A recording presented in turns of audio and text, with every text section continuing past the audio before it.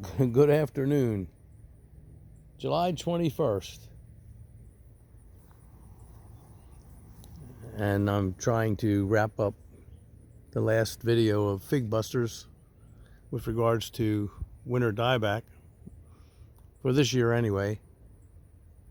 And you will remember that I made several videos that you can go back and look at showing the damage from the winter. And to sum it up very quickly, the temperatures never went below 10 degrees Fahrenheit. I know that for a fact. And so it was a wonderful test study.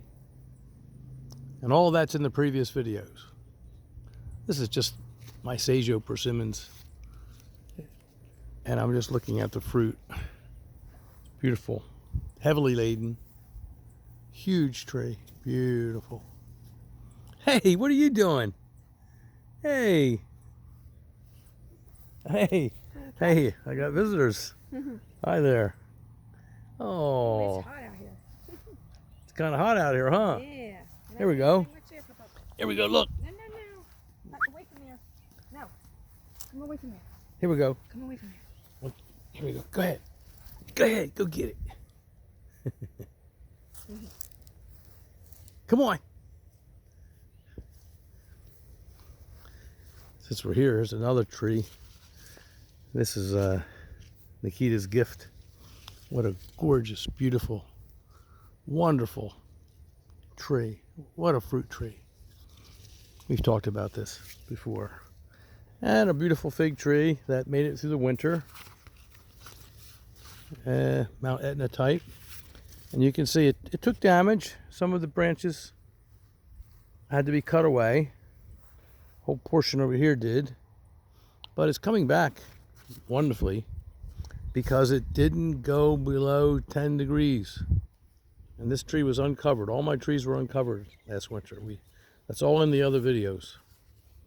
But look how it's restored itself. It's come back into a new glory.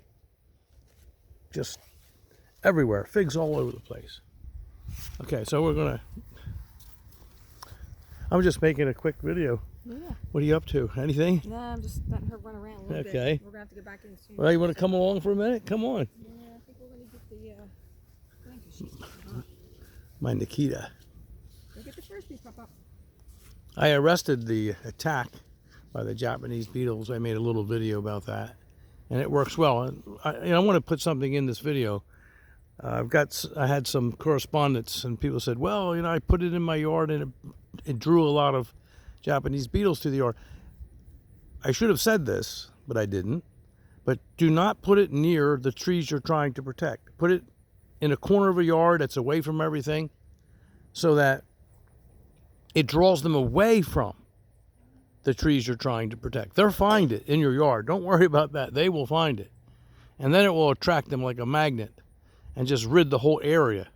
But if you put it too close to, say, if you're trying to protect, let's say you're trying to protect, some grapes. If you put it too close to the grapes, what will happen is that the pheromone which is airborne, will get blown all around, and it will end up settling on the grapes, and the beetles will go after that. So you don't want to put it too close, and never more than one. Just put one in the yard and put it in a corner or someplace where it's not close to anything you're trying to protect. Okay, let's get back to the killback, the dieback. There was a huge difference, if you will recall, between the trees that were protected somewhat in a microclimate up against the house, even the ones that were further away from the house. They could be 10 or 15 or 20 foot away, as long as there was some wind block to cut down on the wind chill, which is a factor. It's absolutely a factor. Because see, this one is not up against the house, but it's close, and it blocked out the northwest winds, and this is a Rondi Bordeaux, and it's just heavily laden with fruit everywhere. It's just a beautiful tree, and it wasn't affected. 10 degrees Fahrenheit. And you can see that there's fruit everywhere on these trees. They are really producing a lot of fruit. 10 degrees Fahrenheit. Okay? This tree is big, and there's just fruit everywhere on this tree. Here we have a violet de Bordeaux, and I tried to cut it away a couple of years ago, and then I let it grow up again because it's a little later. It's later than Ron de Bordeaux, which I favor. What the heck is that? Kind of a bug. No big deal. Hey there. Stay off my figs. And I've got some Breba getting very nicely ripe here. Well, I ate a couple already. We'll go here. And this tree, a Celeste tree, which has hundreds, literally hundreds and hundreds of figs on it, was not affected at all by 10 degrees Fahrenheit. Now you will recall that behind my shed, where the trees were not protected by a microclimate, I had a lot of dieback, and some of the trees died all the way back, and I just simply removed them because they were either redundant or I just didn't need them, or I wanted to phase them out anyway. Here's no work. You just can't ask for more fruit than that. Unaffected, completely unaffected by 10 degrees Fahrenheit. And it just, I mean, it's going to make hundreds and hundreds of fruits. It is making, and they're all get ripe. And here's a Peter's honey, another Peter's honey. The first one back there, the big one, was a Peter's honey. Yeah, I've got some figs here I've got to protect. I've been eating a lot of Breba this year, both here and in 7B. This is 7A. And I have a lot of ripe figs that I've been eating.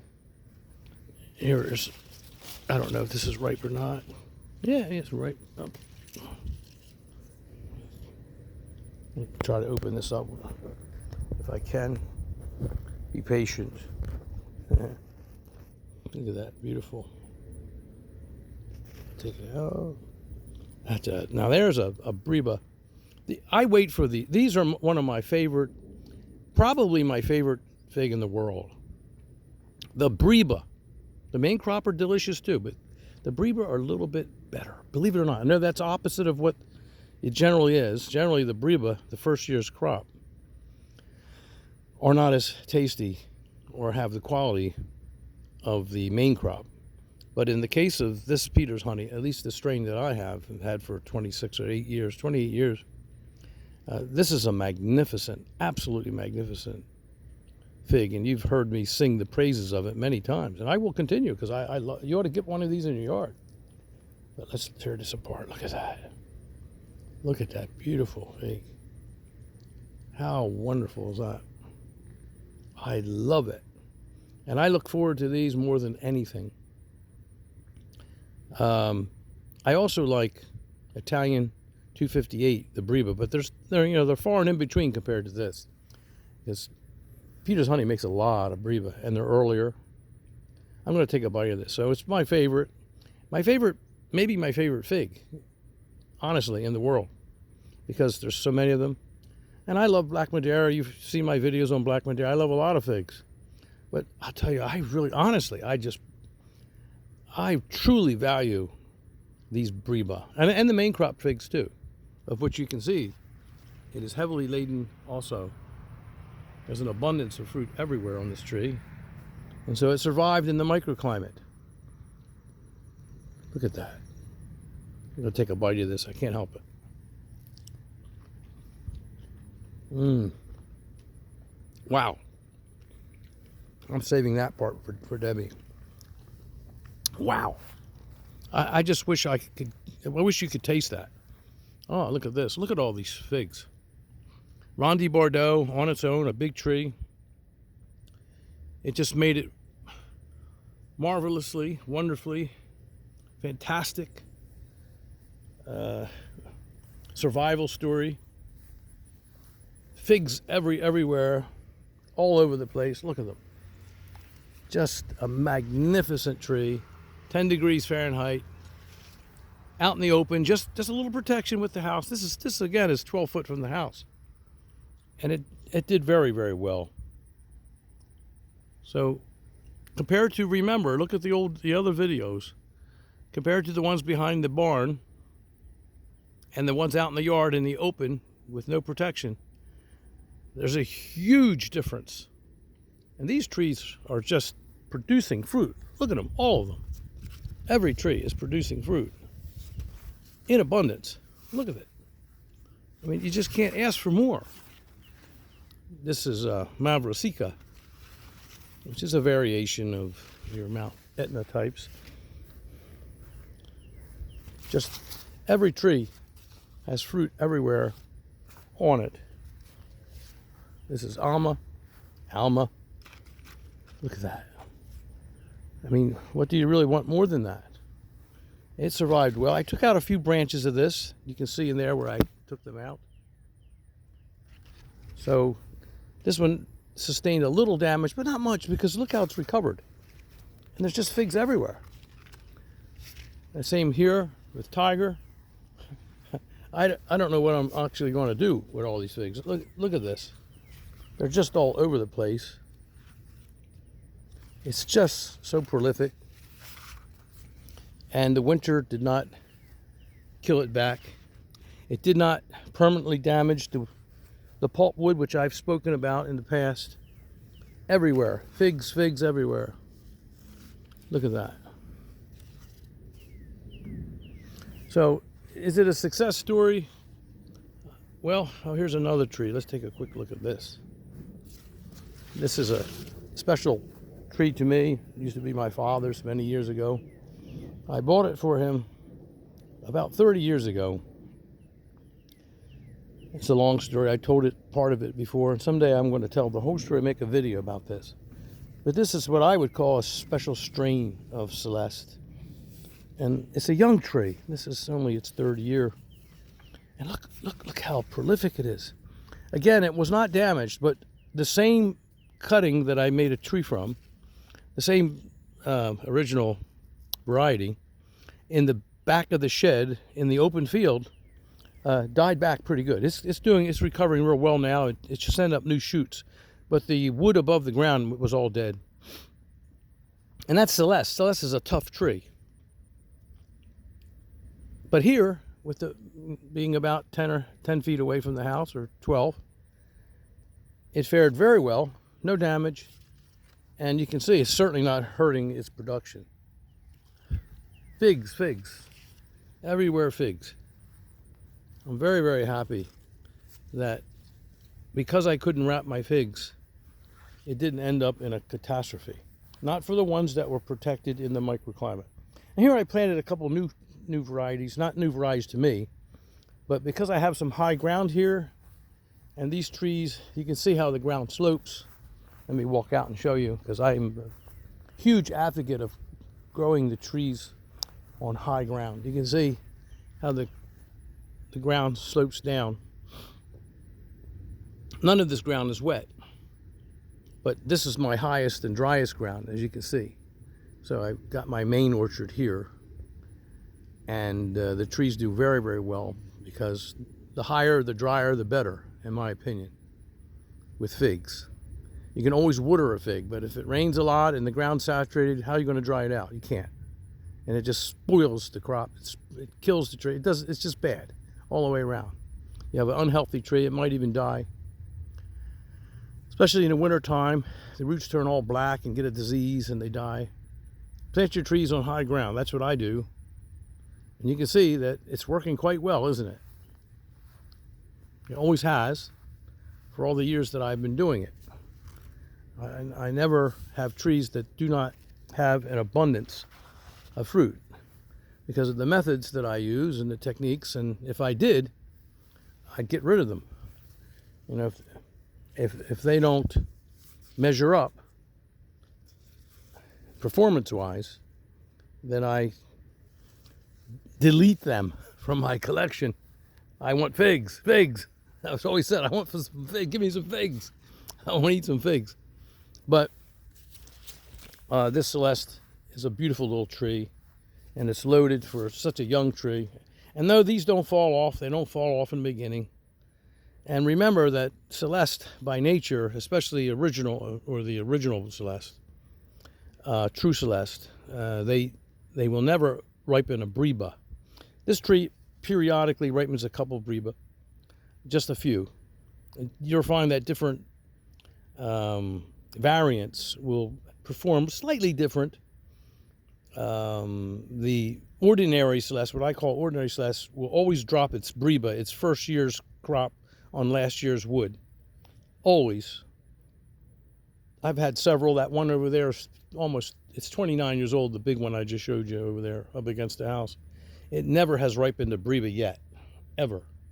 But the varieties that I really like that I'm putting up here on the hill, because I have just a little more room, I can't put them out any further because, see, the afternoon sun, they'll lose the afternoon sun. And I like full sun. I like full sun on my figs, okay? So I can't come out here anymore because this gets a little shade. I mean, I could, but Debbie would probably kill me, to tell you the truth. I'm not allowed to say that on the video. But, and I can understand why. I'm a fig nut. But there, that tree is a champagne, LSU champagne, and I like it. And it's a white fig, what my uncle used to call white fig. We call them honey figs. This over here is improved Celeste, which it's hard to go wrong in the Northeast with improved Celeste. If you want an early, tasty fig that's hardy and prolific, you know, and just a reliable and dependable, and just an almost absolute must have in the Northeast, get improved Celeste. I like Celeste too. I've got videos on that. You should look back at one of my videos, a couple of them, but No Brainer Figs. Look at that. That's this Celeste.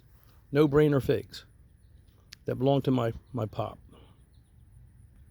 It was a famous tree in the neighborhood. It really was, honestly.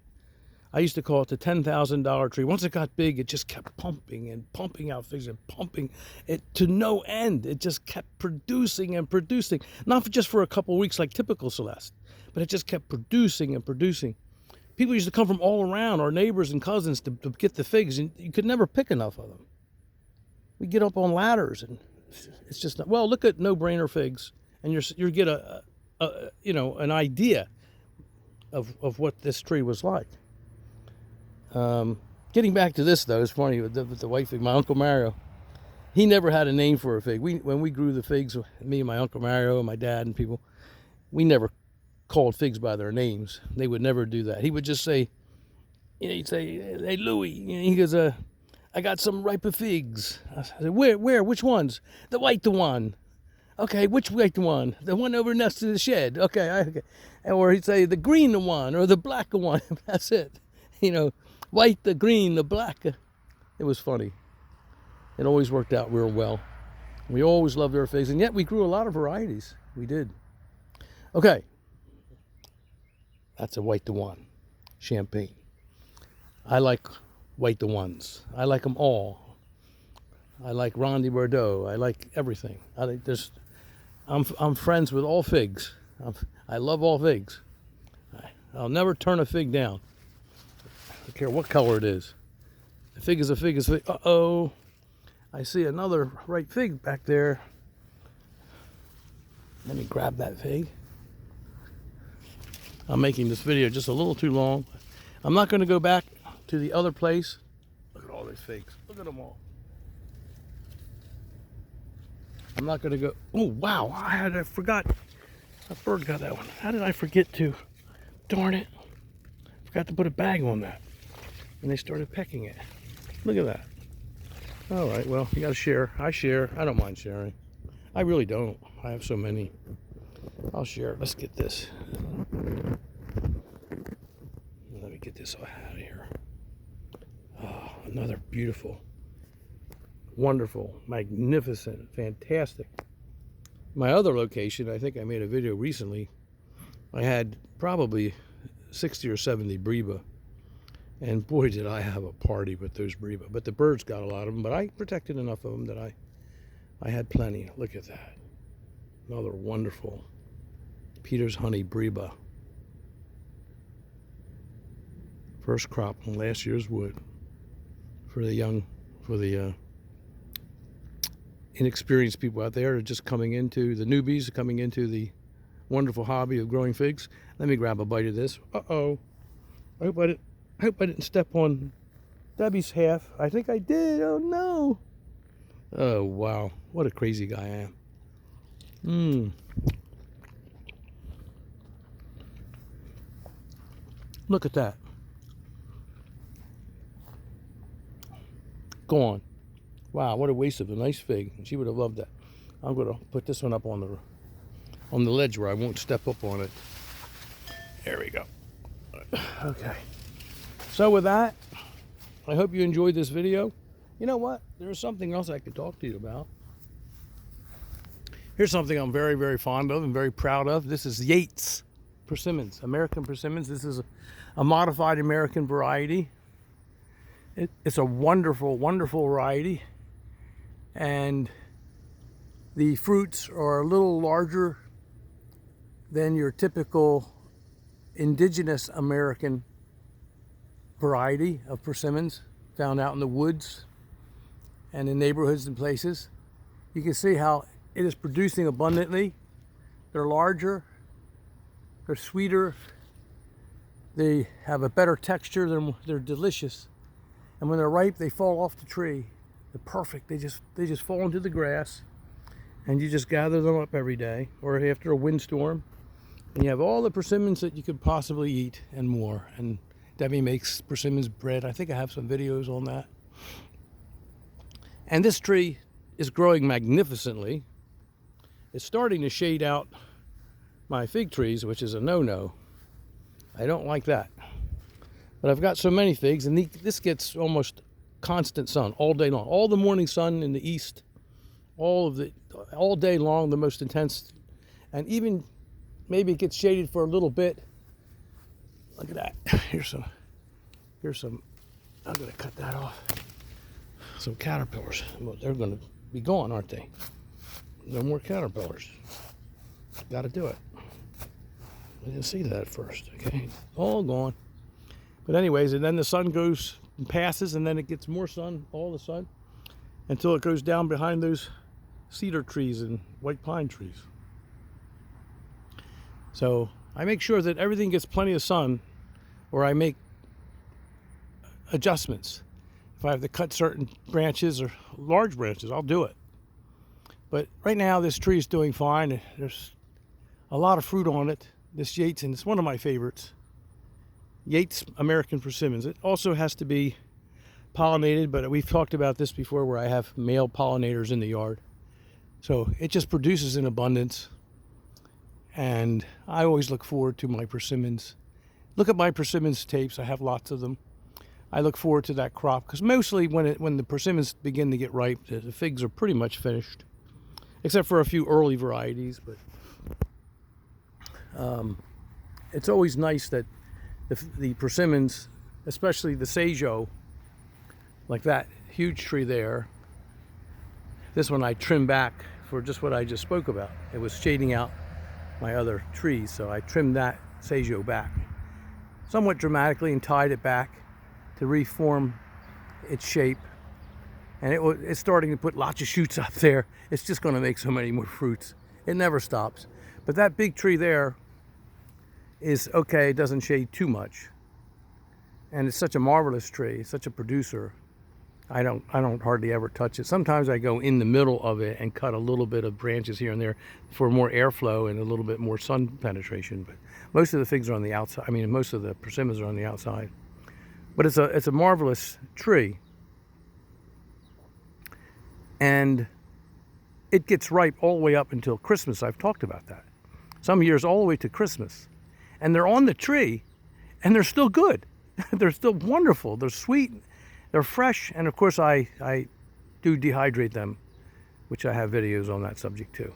Okay, now you're wondering about these long, whatever the heck they are, in my yard, rain spouts. And the reason why I leave them here this time of year is because I want all the water from my spouts to get away from my figs. I don't want any water around my figs that I don't put there myself. Well, there's another couple nice brevas on this tree. And there's a couple that I have to protect. Oh, look at that. Spotted lanternflies. I don't have many because I've been protecting them and it's been working real good. That's the first couple I've seen. There's another fig in there. I just saw. Oh boy. Oh, that one's not quite ready. So we're wait till tomorrow for that one. It will be ready tomorrow.